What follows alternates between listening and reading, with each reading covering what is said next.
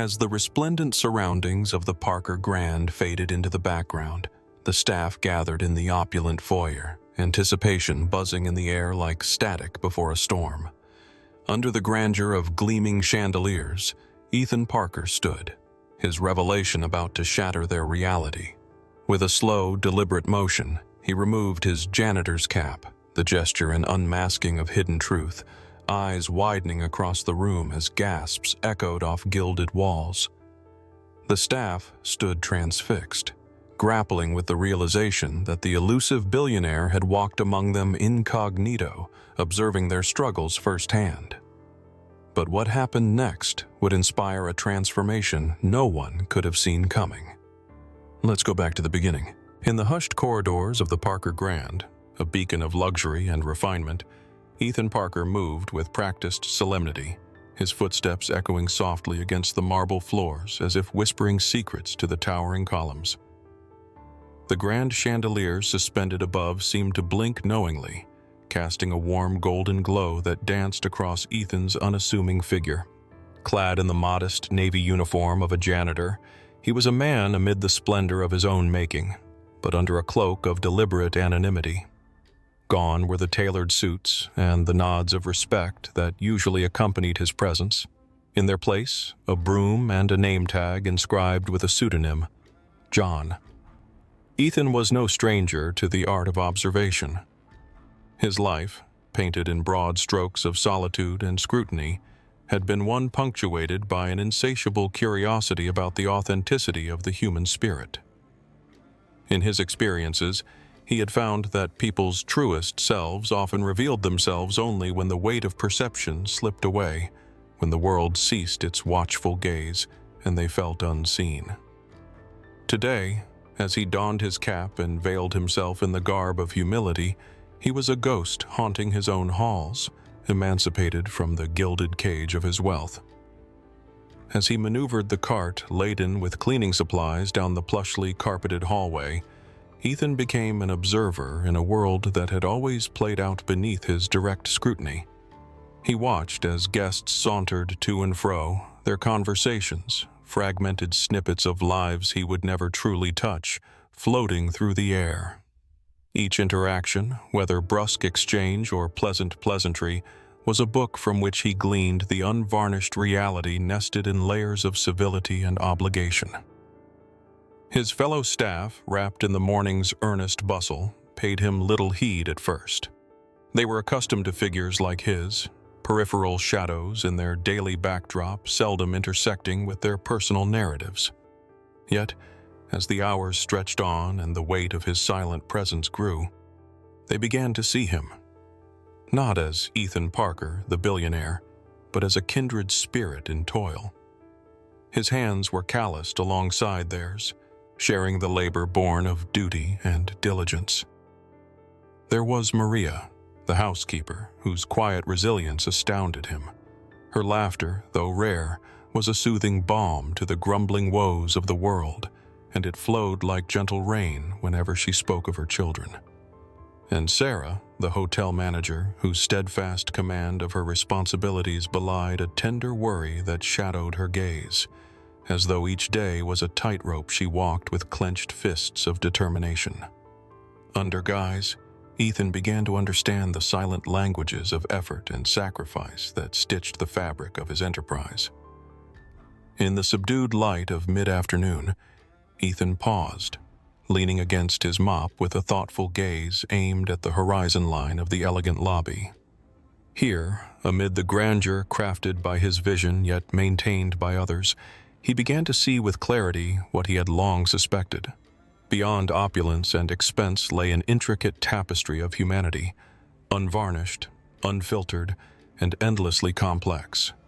This world, alive with the truth of those who moved within it, humbled him in revelatory waves. Amidst this, Ethan found the seed of a plan taking root, a transformation conceived through a lens broadened by a newfound intimacy with the hearts that beat under his care. Disguised in the creased simplicity of a janitor's uniform, Ethan Parker moved through the luxurious tapestry of Parker Grand with an intentional invisibility. The shimmering opulence of the hotel, meticulously curated to exude sophistication, now stood as an ironic backdrop to his understated presence. Initially, his nondescript appearance earned only fleeting glances, an inconsequential dot in the ornate landscape that was the hotel's bustling daily life. Yet, beneath this exterior of indifference, a covert mission unfolded, one that would challenge Ethan's understanding of the empire he commanded. With an unhurried cadence, Ethan navigated the maze of hallways and service areas, his hands methodically performing the menial tasks expected of him. As he worked, the veneer of indifference from his colleagues began to dissolve into cautious curiosity. There were quiet nods of acknowledgement, exchanged with an unassuming camaraderie, as if to say, "I see you doing what I do." Yet, even as Ethan stooped to clear a scuff mark or adjusted his cap under the dimmed glow of utility lights, his keen gaze absorbed the unfolding drama around him, an unscripted play of human endeavor. Ethan found himself deeply moved by the silent struggles of the housekeeping staff, whose efforts often went unnoticed in the daily churn of the hotel's operations. Their faces, framed with lines carved by toil, wore expressions of subdued patience, a tribute to their resolve. He watched Maria, a petite woman with a well of fortitude deeper than the Pacific, performing her duties with precision and grace.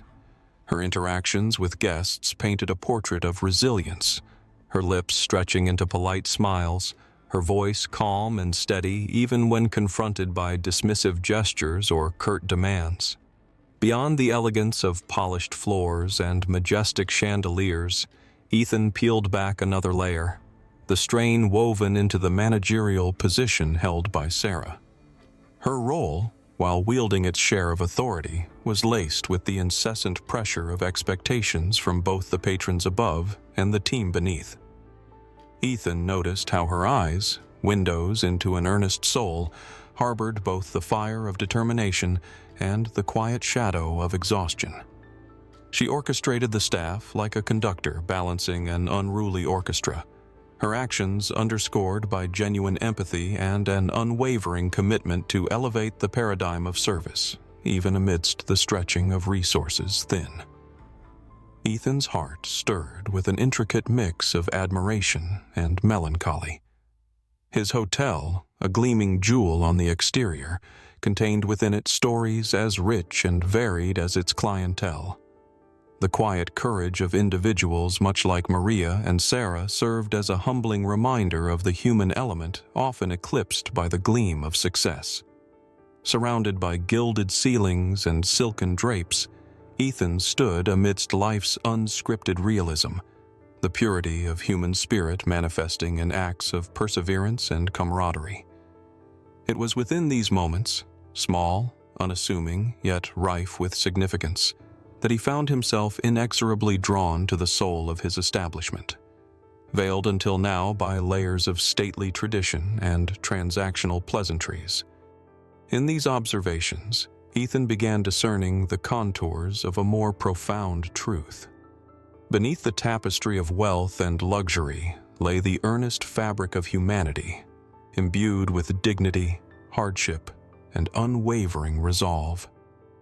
The experience was enlightening, a seamless convergence of perception and reality that would serve as the bedrock for his evolving vision, a vision anchored in authenticity and respect for the hands and hearts that powered the beating entity known as Parker Grand. Ethan Parker's journey through the corridors of Parker Grand was transforming into an odyssey of revelations, each step uncovering truths hidden beneath the hotel's polished exterior.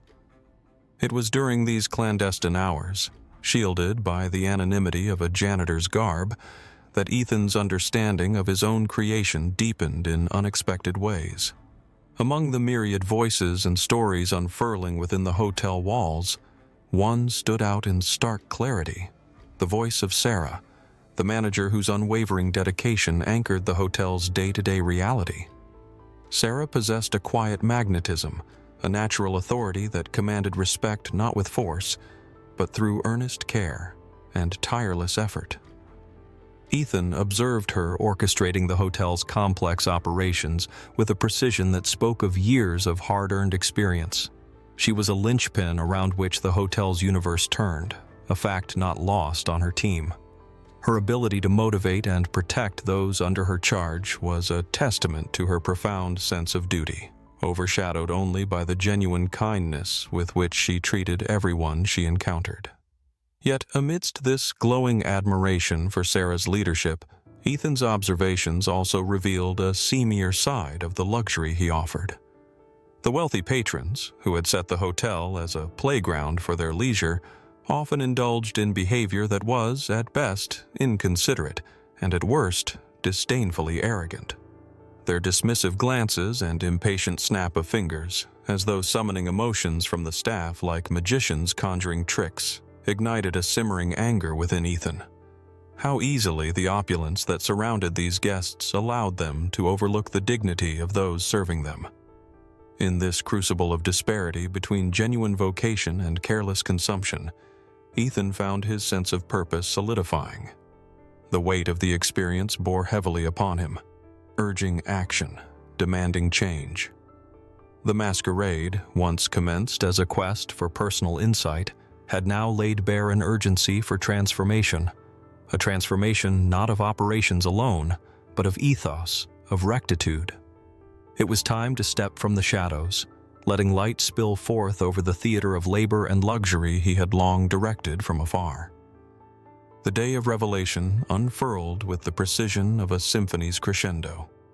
Ethan, filled with a sense of anticipation tinged with trepidation, gathered the staff in the hotel's elegant foyer. His eyes turned toward him, expecting the routine announcements customary of their work cycle. He removed the cap that had served both as disguise and shield.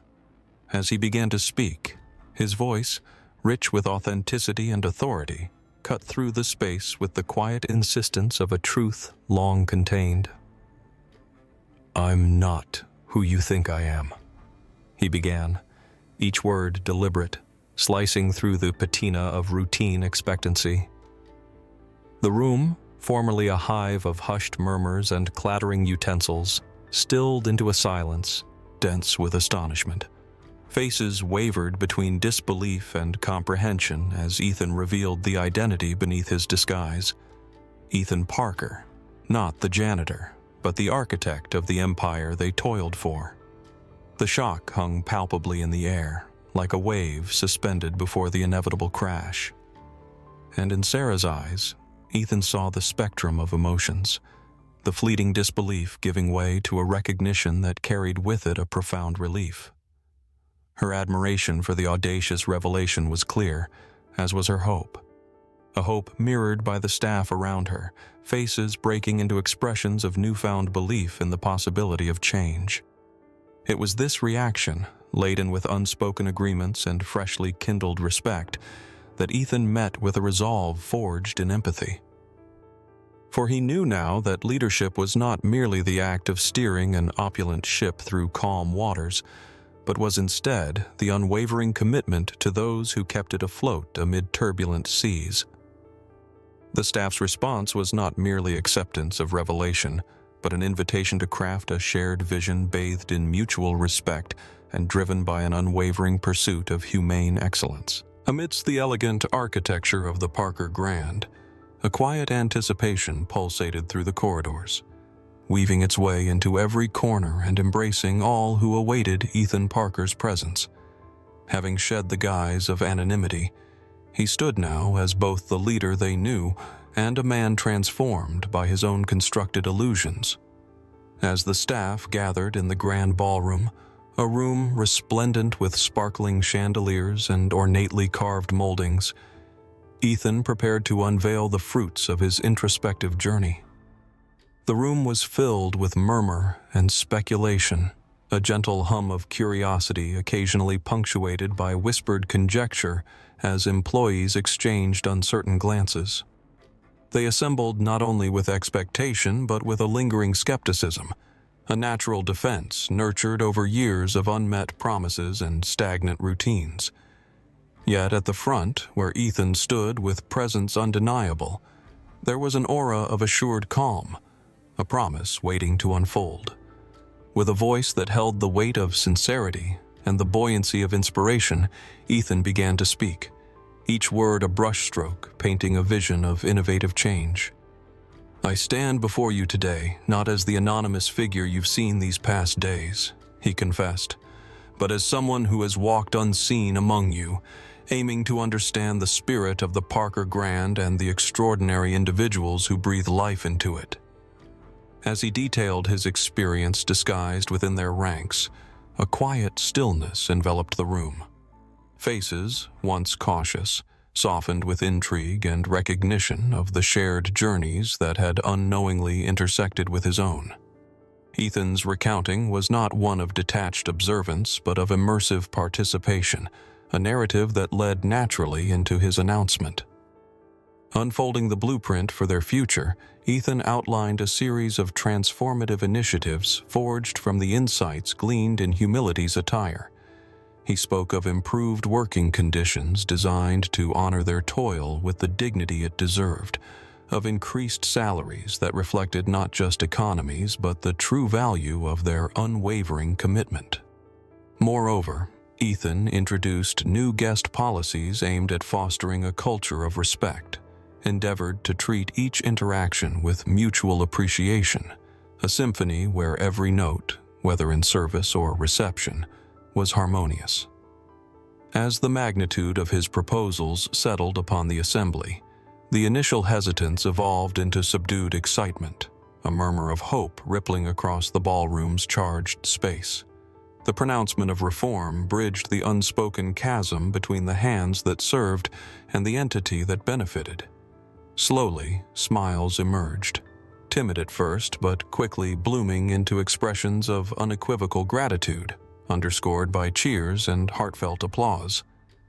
Ethan felt the room's energy envelop him, a potent amalgamation of optimism and acknowledgement enveloping each present soul.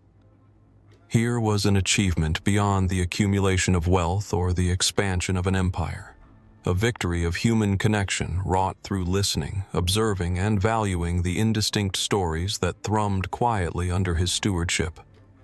The triumph was not solely in what was altered, but in the confirmation that change could be grounded in empathy and humility. This redefined structure, designed to celebrate shared humanity, promised more than financial remission. It was a covenant of respect, a testament to their intrinsic worth.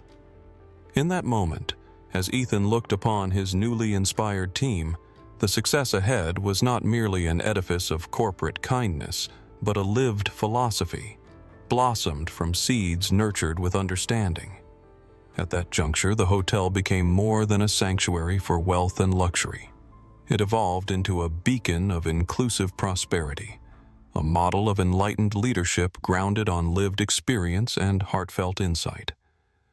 For Ethan Parker, true accomplishment now resonated in the echoes of appreciation surrounding him, each echo reaffirming that the heart of Parker Grand was resiliently human and luminously bright.